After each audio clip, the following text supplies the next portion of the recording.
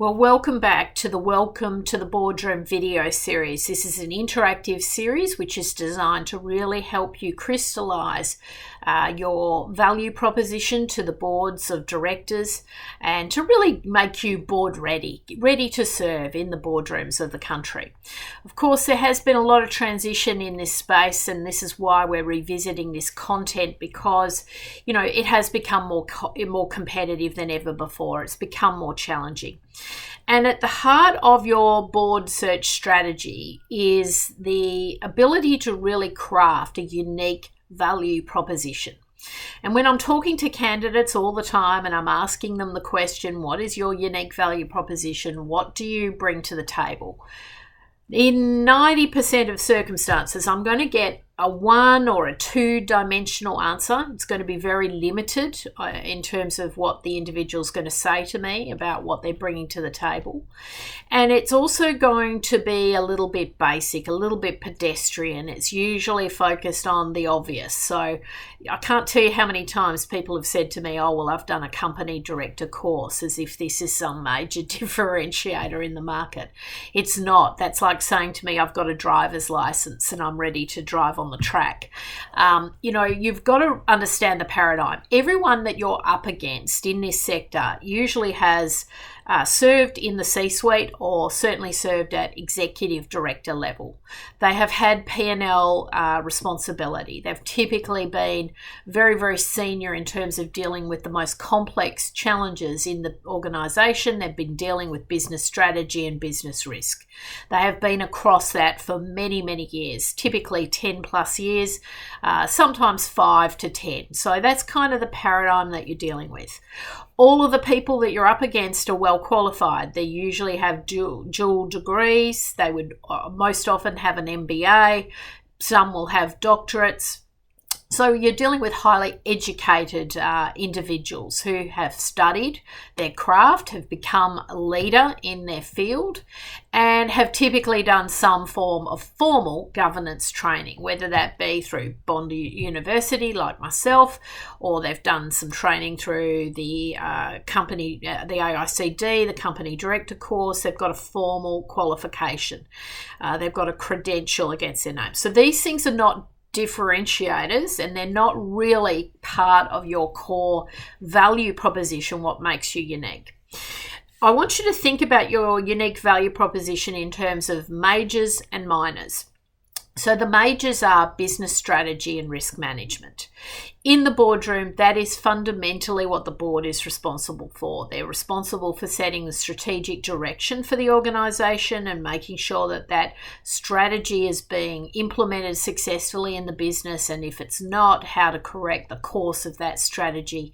Obviously, they're not there to implement the strategy, but they will usually set the strategic direction, maybe with the input of the CEO and the senior leadership team, but ultimately that is the board director responsibility to set the strategy.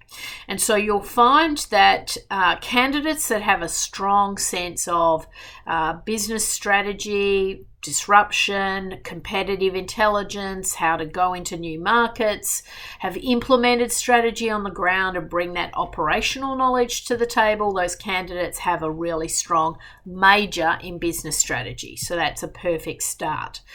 Secondly is the risk management component. And I mean, really, at the end of the day, boards have to play defensive, and they have to really be able to be across all the risks in the business. And if you've ever looked at a risk registry, you'll know that there can be hundreds and hundreds of risks that may be an issue for that organisation. So increasingly, people will often come to the table thinking about risk in quite a one or a two-dimensional way, whereas you've really got to think about the whole gamut of risk. So finances and assets are critical, obviously, for most businesses, and you will need to have a strong understanding of how to read financial papers, interpret financial results.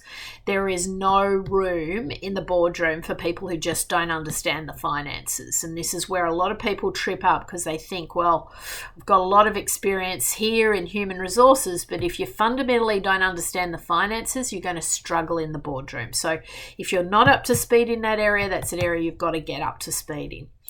You also need to think about risks current risks such as cybersecurity, technology, data, intellectual property. Where does that all sit? How is that being managed? Increasingly, board directors are responsible for those areas, and they're a really key area because I can guarantee if you're going to serve on the boardroom at some point in time, you're going to be hit by a cybersecurity event. So business continuity, business planning, all of those key risk areas have to be front and center. So as a board member aspiring, you need to be able to address this. So these are your majors. You also have to think about human capital. Human capital is really becoming increasingly a major issue for boards, whether it be everything from bullying, sexual harassment claims, losing employees, not managing your talent correctly, having your talent leave, having disputes, legal disputes with your talent. From woe to go, human resources is a big challenge. And of course, we now have this element of artificial intelligence and the future of work and what that's going to look like and how that's going to impact every single process in our businesses. So human resources risks are really high on the agenda.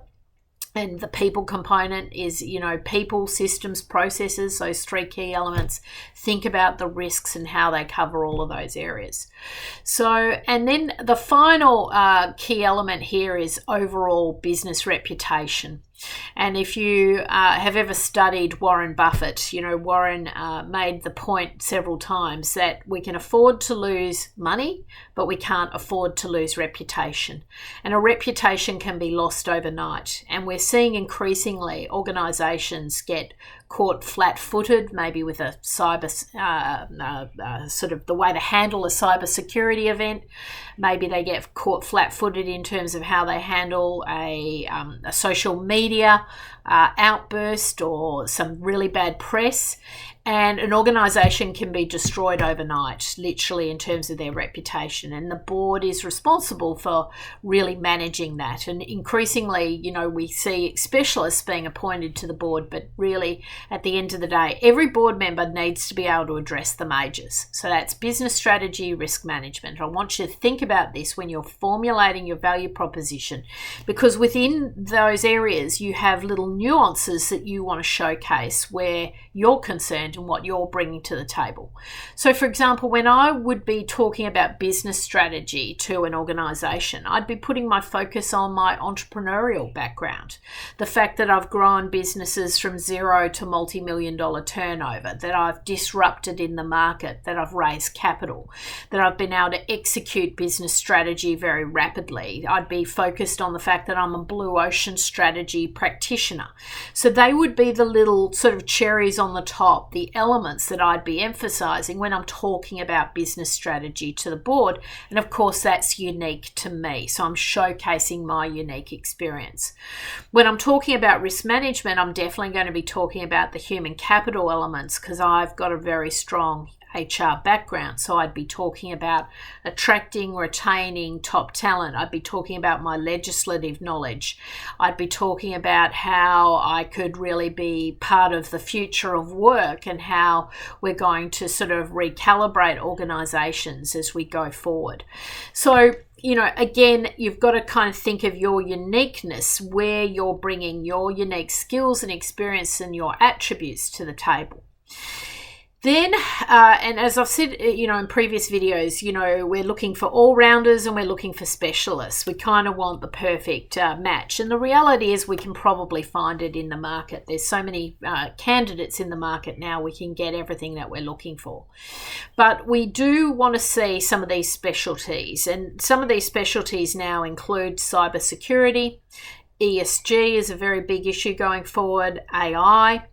In a more business context, when I'm looking at my private equity venture capital clients, we're always looking at specialists around mergers, acquisitions, capital raisings, pre-IPO, taking businesses through to listings, dealing with shareholders, so shareholder management, all of those kind of key areas are coming through. If they're in the technology space, we're often looking for people with real specialties around IP, patents.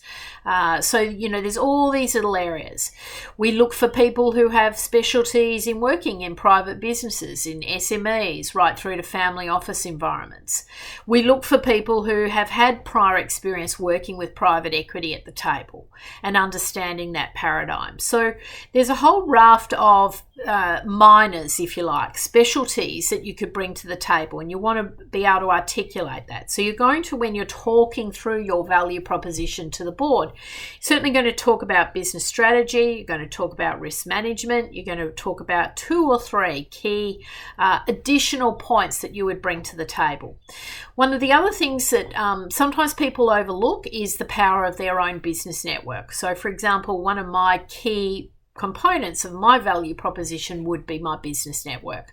I have a large, vast business network. I have a lot of investors in my network. I'm able to raise capital because of that. And so I would be emphasizing that as part of my pitch, if you like, to a new organization. Keeping in mind, I'm probably targeting early stage, high potential businesses, private equity backed businesses. So I'm thinking about what that board would be looking for. The other key element that's often overlooked is just your general kind of demeanor and your communication style. And it is really important to be a team player, be devoid of ego. There is no room for really dominant, ego-driven personalities. And if you are a current CEO in the market or a very senior business leader, sometimes what makes you very successful as a CEO is not quite the communication style that we're looking for in a boardroom setting. So it might be that board work's not for you. It could be that board work is for you, but you need to modify your communication style in a boardroom setting. And you're going to need to be more collaborative, more willing to listen to other people in the boardroom. It's not my way or the highway. That dominant, style has to be sometimes kept in check to work well in a boardroom setting. So think about your communication style. So I'd like you to start to actually do an exercise and write out your value proposition. And as I said, I'm looking for at least 5 key points here, and 2 of them are going to address the majors, and at least 3 of them are going to, manage across the minors.